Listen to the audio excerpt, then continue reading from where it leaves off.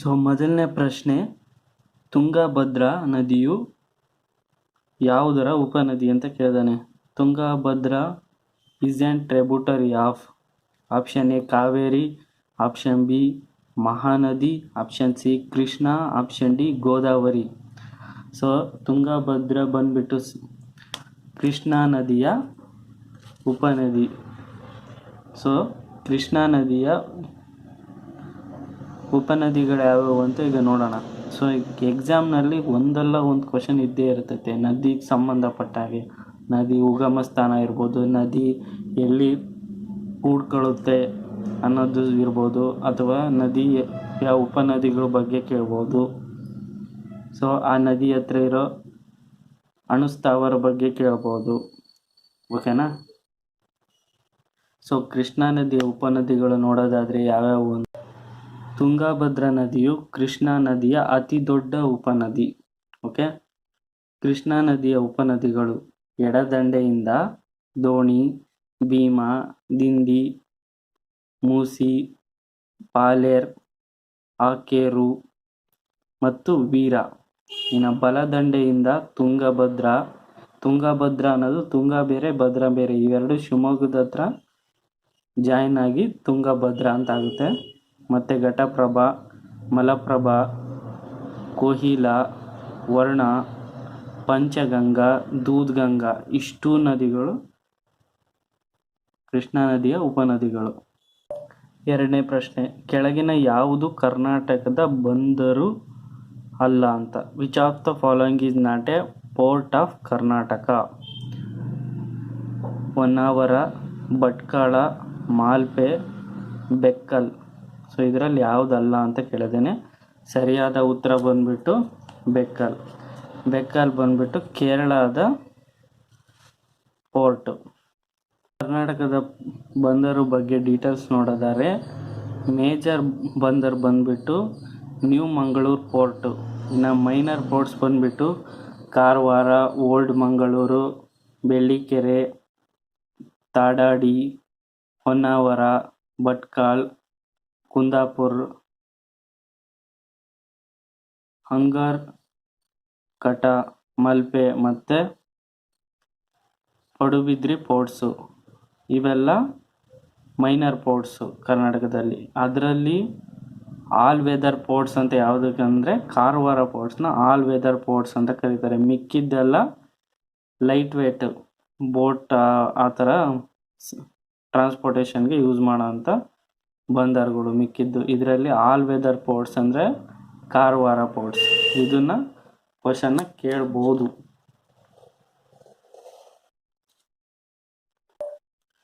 ಕೆಳಗಿನ ಯಾವ ದೇಶಕ್ಕೆ ಅರಬ್ಬಿ ಸಮುದ್ರದೊಂದಿಗೆ ಕರಾವಳಿ ಇಲ್ಲ? Which of the following countries does not have a coastline with Arabian Sea? Option A Afghanistan, option B Pakistan, option C Oman, option D Iran. So ಇದು geography map related questions. So map ಇಟ್ಕೊಂಡು answer ಮಾಡೋದು ತುಂಬ ಉತ್ತಮ. So ಇದರಲ್ಲಿ Pakistan, Oman, Iran ಇವಿಷ್ಟು ಸಮುದ್ರದ ತೀರಗಳಿಗೆ ಅಂದರೆ ಅರಬ್ಬಿ ಸಮುದ್ರದ ತೀರ ಕರಾವಳಿ ಪ್ರದೇಶನ ಹೊಂದಿದೆ. ಆಫ್ಘಾನಿಸ್ತಾನ್ ಇಲ್ಲ, ಯಾಕಂದರೆ Afghanistan land locked country. So ಹಾಗಾಗಿ ಆಫ್ಘಾನಿಸ್ತಾನ ಅರಬ್ಬಿ ಸಮುದ್ರದ ಜೊತೆ ಯಾವುದೇ ಕರಾವಳಿ ಪ್ರದೇಶನ ಹೊಂದಿಲ್ಲ. So answer A is A right answer. ನಾಲ್ಕನೇ ಪ್ರಶ್ನೆ, ಕಪ್ಪು ರಂಧ್ರ ಬಾಹ್ಯಾಕಾಶದಲ್ಲಿ ಡ್ಯಾಶ್ ಇದೆ. ಏನು ಕಪ್ಪು ರಂಧ್ರ ಅಂತ ಕೇಳಿದ್ದಾನೆ. ಆಪ್ಷನ್ ಎ 1 ಅಂಧಾಕಾರವುಳ್ಳ ಕುಹರ, ಎ ಡಾರ್ಕ್ ಹ್ಯಾಲೋ ಕ್ಯಾವಿಟಿ. ಎರಡನೇದು ಬೃಹತ್ ಕುಸಿತದ ನಕ್ಷತ್ರ, ಎ ಮ್ಯಾಸಿವ್ ಕೊಲಾಪ್ಸಿಂಗ್ ಸ್ಟಾರ್.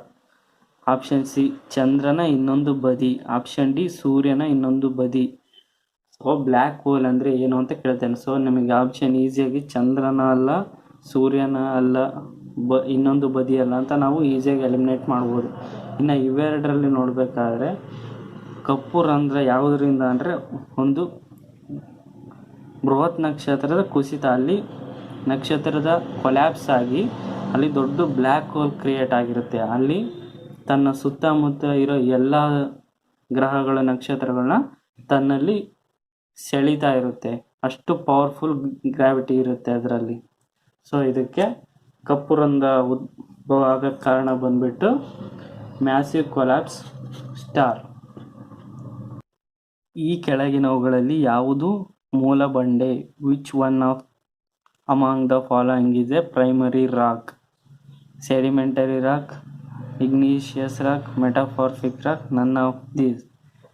ಸಂಚಿತ ಶಿಲೆ, ಅಗ್ನಿಶಿಲೆ, ರೂಪಾಂತರ ಶಿಲೆ ಇವುಗಳಲ್ಲಿ ಯಾವುದಲ್ಲ. ಸೊ ಪ್ರೈಮರಿ ರಾಕ್ ಅಂದರೆ ಆಬ್ವಿಯಸ್ಲಿ ಎಲ್ಲರಿಗೆ ಗೊತ್ತಿರುತ್ತೆ. ಇಗ್ನೀಷಿಯಸ್ ರಾಕ್ ಅಂದರೆ ಅಗ್ನಿಶಿಲೆ ರಾಕ್. ಸೊ ಇದ್ರ ಬಗ್ಗೆ ಕ್ಲೀನಾಗಿ ಅಂದರೆ ರಾಕ್ ಸೈಕಲ್ ಬಗ್ಗೆ ನೀವು ಸ್ಟಡಿ ಮಾಡಿದರೆ ಯಾವುದು ಪ್ರೈಮರಿ ಆದಮೇಲೆ ಯಾವುದು ಸೆಡಿಮೆಂಟರಿ ಆದಮೇಲೆ ಮೆಟಾಮಾರ್ಫಿಕ್ಕು. ರೂಪಾಂತರ ಅಂದರೆ ಈಗ ಕಾರ್ಬನ್ ಅದು ರೂಪಾಂತರವಾಗಿ ಏನಾಗಿದೆ, ಡೈಮಂಡ್ ಆಗಿದೆ, ಇವನ್ ರೂಪಾಂತರ. ಇನ್ನು ಸೆಡಿಮೆಂಟರಿ ಅಂದರೆ ಡೆಪಾಸಿಟ್ ಆಗಿ ಒಂದು ಲೇಯರ್ ಮೇಲೆ ಒಂದು ಲೇಯರ್ ಆಗಿ ಅದೇನಾಗುತ್ತೆ, ಒಂದು ರಾಕ್ ಆಗಿ ಕ್ರಿಯೇಟ್ ಆಗಿರುತ್ತೆ. ಅವನ್ನ ಸೆಡಿಮೆಂಟರಿ ರಾಕ್ಸ್. ಈ ಸೆಡಿಮೆಂಟರಿ ರಾಕ್ಸಲ್ಲಿ ನಮಗೆ ಆಯಿಲ್, ನ್ಯಾಚುರಲ್ ಗ್ಯಾಸ್ ಎಲ್ಲ ಸಿಗೋದು. ಇನ್ನು ಇಗ್ನೀಷಿಯಸ್ ರಾಕ್ ಅಂದರೆ ಪ್ರೈಮರಿ. ವ್ಯಾಲ್ಕನೋ ಭೂಮಿಯಿಂದ ಒಳಗಿಂದ ಆಚೆ ಬಂದಾಗ ಬಂಡೆಯಾಗಿ ಕ್ರಿಯೇಟ್ ಆಗುತ್ತೆ. ಅವನ್ನೇ ಇಗ್ನೀಷಿಯಸ್ ರಾಕ್. ಅಥವಾ ಭೂಮಿ ಒಳಗಡೆನೆ ಅವು ಮತ್ತೆ ಕೂಲಾಗಿ ವ್ಯಾಲ್ಕನೋ ಒಂದು ರಾಕ್ ಕ್ರಿಯೇಟ್ ಆಗುತ್ತೆ, ಬಂಡೆಗಳು. ಅವನ್ನೇ ಪ್ರೈಮರಿ ರಾಕ್ಸ್ ಅಂತ ಕರೀತಾರೆ. ಸಾರಜನಕದೊಂದಿಗೆ ಮಣ್ಣನ್ನು ಉತ್ಕೃಷ್ಟಗೊಳಿಸಲು ಬಿತ್ತನೆ ಮಾಡಲು ಕೆಳಗಿನ ಯಾವ ಬೆಳೆಗೆ ಆದ್ಯತೆ ನೀಡಲಾಗಿದೆ? ಸೊ ಭೂಮಿಯಲ್ಲಿ ಸಾರಜನಕದ ಹೆಚ್ಚಾಗಬೇಕು ಅಂದರೆ ಯಾವ ಬೆಳೆನ ಬೆಳೀರಿ ಅಂತ ರೆಕಮೆಂಡ್ ಮಾಡಿದ್ದಾರೆ ಕೃಷಿ ಇಲಾಖೆಯಿಂದಾಗಿ ಅಂತ ಪ್ರಶ್ನೆ ಇದು. So which one of the following crops would be preferred for sowing in order to enrich the soil with nitrogen? ಕೆಳಗೆ ಕೊಟ್ಟಿರೋ ಆಪ್ಷನ್ಗಳಲ್ಲಿ ವೀಟ್, ಗೋಧಿ, ಸಾಸಿವೆ, ಮಸ್ಟರ್ಡ್, ಸೂರ್ಯಕಾಂತಿ, ಸನ್ಫ್ಲವರ್, ಡಿ ಕಡಲೆ, ಪೀನಟ್ಸ್. ಸೊ ದ್ವಿದಳ ಧಾನ್ಯದಿಂದ ಭೂಮಿಯಲ್ಲಿ ಸಾಯಿಲಲ್ಲಿ ಜನಕವನ್ನು ಹೆಚ್ಚಿಸ್ಬೋದು, ನೈಟ್ರೋಜನ್ನ. ಸೊ ಇಲ್ಲಿಗೆ option D is the right answer. ಇದ್ರ ಬಗ್ಗೆ ಡೀಟೇಲ್ಸ್ ನೋಡೋದಾದರೆ, ದ್ವಿದಳ ಧಾನ್ಯ ಬೆಳೆಯುವುದರಿಂದ ವಾಯುಮಂಡಲದ ಸಾರಜನಕವನ್ನು ಹೀರಿ ಮಣ್ಣಿಗೆ ಸೇರಿಸುವುದರಿಂದ ಇವುಗಳನ್ನು ಭೂಮಿಯ ಗೊಬ್ಬರದ ಕಾರ್ಖಾನೆಗಳೆಂದು ಕರೆಯುತ್ತಾರೆ. ಸೊ ನಿಮಗೆ ಭೂಮಿಯ ಗೊಬ್ಬರದ ಕಾರ್ಖಾನೆಗಳ ಅಂತ ಯಾವುದು ಕರೀತಾರೆ ಅಂತ ಕ್ವಶನ್ ಕೇಳೋ ಸಾಧ್ಯತೆಯೂ ಇರುತ್ತೆ. ಸೊ ಓಕೆನಾ, ಆವಾಗ ದ್ವಿದಳ ಧಾನ್ಯಗಳು ಭೂಮಿಯ ಗೊಬ್ಬರದ ಕಾರ್ಖಾನೆಗಳು ಅಂತ ನಾವು ಆನ್ಸರ್ ಮಾಡಬೇಕು. ಇವುಗಳಲ್ಲಿ ಯಾವುದು ಐತಿಹಾಸಿಕವಾಗಿ ಬೆಳೆಗೆ ವ್ಯಾಪಕ ಹಾನಿ ಉಂಟು ಮಾಡುತ್ತದೆ? Which of these have historically caused extensive damage to crops? ಚಿಟ್ಟೆಗಳು, ಜಿರಳೆಗಳು, ಜೀರುಂಡೆಗಳು, ಮಿಡತೆಗಳು. Butterflies, cockroaches, beetles, locusts. So ಇದಕ್ಕೆ ಸರಿಯಾದ ಆನ್ಸರ್ ಬಂದ್ಬಿಡ್ತು ಮಿಡತೆ. ಸೊ ಇದ್ರ ಬಗ್ಗೆ ನಿಮಗೆ ಗೊತ್ತೇ ಇರುತ್ತೆ, 2020ರಲ್ಲಿ ಪಾಕಿಸ್ತಾನದಲ್ಲಿ ಮಿಡತೆ ಜಾಸ್ತಿಯಾಗಿ ಕೃಷಿ ಬೆಳೆ ಎಲ್ಲ ನಾಶ ಆಗಿ ಅಲ್ಲಿ ನ್ಯಾಷನಲ್ ಎಮರ್ಜೆನ್ಸಿನ ಜಾರಿ ಮಾಡ್ತಾರೆ. ಸೊ ಈ ಮಿಡತೆಗಳು ಬೆಳೆ ಬೆಳೆಯೋದನ್ನು ತಿಂದುಬಿಡುತ್ತೆ. ಸೊ ಹಾಗಾಗಿ ಇದು ಮೇಜರ್ ಬೆಳೆ ನಾಶ ಆಗೋಕ್ಕೆ ಕಾರಣ ಆಗುತ್ತೆ. ಮಹಾರಾಷ್ಟ್ರದಲ್ಲಿರುವ ಲೋನಾ ಸರೋವರ ಏನು, ಹೇಗಾಗಿದೆ ಅಂತ ಇದು ಪ್ರಶ್ನೆ. ನೋಡೋಣ. Option A man made lake, ಮನುಷ್ಯ ಮಾಡಿದ ಸರೋವರ. Lake created by asteroid collision, ಕ್ಷುದ್ರಗ್ರಹ ಘರ್ಷಣೆಯಿಂದ ರಚಿಸಲ್ಪಟ್ಟ ಸರೋವರ. Lake formed by an earthquake, ಭೂಕಂಪದಿಂದ ರೂಪುಗೊಂಡ ಸರೋವರ. Option D none of these.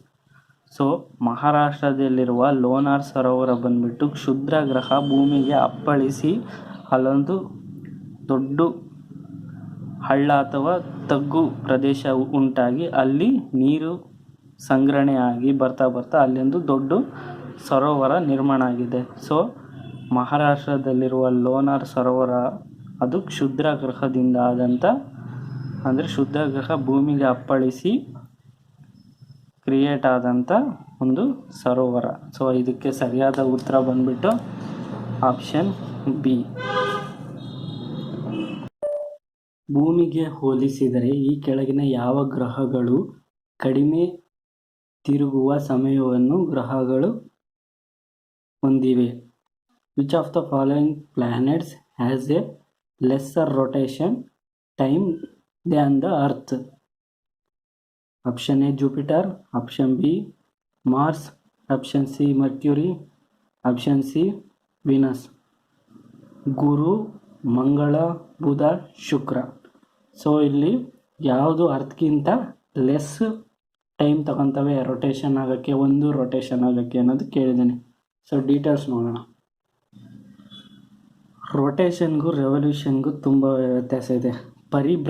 ಪರಿಭ್ರಮಣೆ ಅಂದರೆ ರೆವಲ್ಯೂಷನ್, ಸೂರ್ಯನ ಸುತ್ತ ಗ್ರಹ ಒಂದು ಸುತ್ತಾಕೋದು, ಓಕೆನಾ. ಬುಧ 88 ದಿನ ತಗೊಳುತ್ತೆ, ಶುಕ್ರ 225, ಭೂಮಿ 365.25 ಡೇಸ್, ಮಂಗಳ 687 ದಿನಗಳು, ಗುರು 11.86 ವರ್ಷಗಳು, ಶನಿ 29.46 ವರ್ಷಗಳು, ಯುರೇನಸ್ 84 ವರ್ಷಗಳು, ನೆಪ್ಚ್ಯೂನ್ 164 ವರ್ಷಗಳು. ಸೊ ಇದು ಬಂದ್ಬಿಟ್ಟು ರೆವಲ್ಯೂಷನ್, ಪರಿಭ್ರಮಣೆ ಅಂದರೆ ಸೂರ್ಯನ ಸುತ್ತ ಸುತ್ತಾಕೋದು. ಇನ್ನು ರೊಟೇಷನ್ ಅಂದರೆ ತನ್ನ ಅಕ್ಷೆಯಲ್ಲೇ ತಿರುಗುವಂಥದ್ದು ಅಕ್ಷಭ್ರಮಣೆ ಅಂತ. ಬುಧ ಗ್ರಹ 58.7 ದಿನಗಳು, ಶುಕ್ರ ಗ್ರಹ 243 ದಿನಗಳು, ಭೂಮಿ 23 ಗಂಟೆ 56 ನಿಮಿಷ 4 ಸೆಕೆಂಡು, ಮಂಗಳ ಗ್ರಹ 24 ಗಂಟೆ 6 ನಿಮಿಷಗಳು, ಗುರುಗ್ರಹ 9 ಗಂಟೆ 50 ನಿಮಿಷಗಳು, ಶನಿ 10 ಗಂಟೆ 14 ನಿಮಿಷ, ಯುರೇನಸ್ಸು 16 ಗಂಟೆ, ನೆಪ್ಚ್ಯೂನು 60 ದಿನಗಳು. ಸೊ ಇದು ರೊಟೇಷನ್, ತನ್ನ ಕಕ್ಷೆಯಲ್ಲೇ ತಿರುಗೋದು. ರೆವಲ್ಯೂಷನ್ ಅಂದರೆ ಸೂರ್ಯನ ಸುತ್ತ, ಓಕೆನಾ. ಸೊ ನಮಗೆ ಕ್ವಶನ್ ಕೇಳಿದ್ದು ರೊಟೇಷನ್ನು ಭೂಮಿಗಿಂತ ಕಡಿಮೆ ಯಾವುದು ಅಂತ. ಸೊ ಭೂಮಿಗಿಂತ ಕಡಿಮೆ ಇರೋದು ಯಾವುದು? ಗುರುಗ್ರಹ, ಜುಪಿಟರ್ 9 ಗಂಟೆ 50 ನಿಮಿಷ ತಗೊಳುತ್ತೆ ಒಂದು ರೊಟೇಷನ್ನಿಗೆ, ಓಕೆನಾ. ಇದನ್ನು ನಿಮಗೆ ಈ ಡಾಟಾ ಏನಕ್ಕೆ ಯೂಸ್ ಆಗುತ್ತೆ ಅಂದರೆ maybe next order wise ಕೇಳ್ಬೋದು, ಕ್ರೊನಾಲಿಕಲ್ ಆರ್ಡರ್ಸಲ್ಲಿ ಕೇಳ್ಬೋದು. ಸೊ ಈ ಡಾಟಾಸ್ನೆಲ್ಲ ಕರೆಕ್ಟಾಗಿ ನೆನ್ಪಿಡ್ಕೊಂಡಿರ್ಬೇಕು. ಇವಾಗ ಯಾವುದು ಕಮ್ಮಿ ಅಂತ ಕೇಳಿದ್ರೆ ನೆಕ್ಸ್ಟು ಆರ್ಡ್ರ್ ವೈಸ್ ಕೇಳ್ಬೋದು, ಅಥವಾ ಯಾವ್ದು ಜಾಸ್ತಿ ಅಂತ ಕೇಳ್ಬೋದು. ಅದಕ್ಕೋಸ್ಕರನೇ ರೊಟೇಷನ್, ರೆವಲ್ಯೂಷನ್ ಎರಡರದ್ದು ಡಾಟಾನ ನಾನು ಇಲ್ಲಿ ಎಕ್ಸ್ಪ್ಲೇನ್ ಮಾಡಿದ್ದೀನಿ. 10ನೇ ಪ್ರಶ್ನೆ, ಭಾರತದ ಯಾವ ರಾಜ್ಯಕ್ಕೆ ಅತಿ ದೊಡ್ಡ ಕರಾವಳಿ ಇದೆ? Which state of India has the longest coast line? Option A Gujarat, option B Andhra Pradesh, option C Tamil Nadu, option D Kerala. ಈ 4ರಲ್ಲಿ ಯಾವುದು ಹೈಯೆಸ್ಟ್ ಕೋಸ್ಟ್ ಲೈನ್ ಇದೆ ಅಂತ. ಸೊ ಡೀಟೇಲ್ ನೋಡೋದಾರೆ ಆನ್ಸರು ಎ ಗುಜರಾತ್. ಸೊ ಭಾರತದ ಅತಿ ದೊಡ್ಡ ಉದ್ದವಾದ ಕರಾವಳಿ ಪ್ರದೇಶ ಹೊಂದಿರುವ ರಾಜ್ಯ ಗುಜರಾತ್, ಸೆಕೆಂಡ್ ಬಂದ್ಬಿಟ್ಟು ಆಂಧ್ರ ಪ್ರದೇಶ್. 10ನೇ ಪ್ರಶ್ನೆ, ಮ್ಯಾಕ್ಮಲಾನ್ ರೇಖೆ ಡ್ಯಾಶ್ ನಡುವಿನ ಗಡಿಯನ್ನು ಗುರುತಿಸುತ್ತದೆ? McMahon line determines boundaries between India and Pakistan, India and Bangladesh, India and China, India and Sri Lanka. Answer ಬಂದ್ಬಿಟ್ಟು ಮ್ಯಾಕ್ಮಲಾನು ಭಾರತ ಮತ್ತು China. C is the right answer. ಡೀಟೇಲ್ಸಲ್ಲಿ ನೋಡೋದಾದರೆ ರೆಡ್ ಕ್ಲಿಫ್ ಲೈನು ಭಾರತ ಮತ್ತು ಪಾಕಿಸ್ತಾನನ ಡಿವೈಡ್ ಮಾಡುತ್ತೆ. ಪಾಕ್ ಸ್ಟ್ರೀಟು ಭಾರತ ಮತ್ತು ಶ್ರೀಲಂಕಾನ ಡಿವೈಡ್ ಮಾಡುತ್ತೆ. ಮ್ಯಾಕ್ಮಲನ್ ಭಾರತ ಮತ್ತು ಚೀನಾನ ಡಿವೈಡ್ ಮಾಡುತ್ತೆ.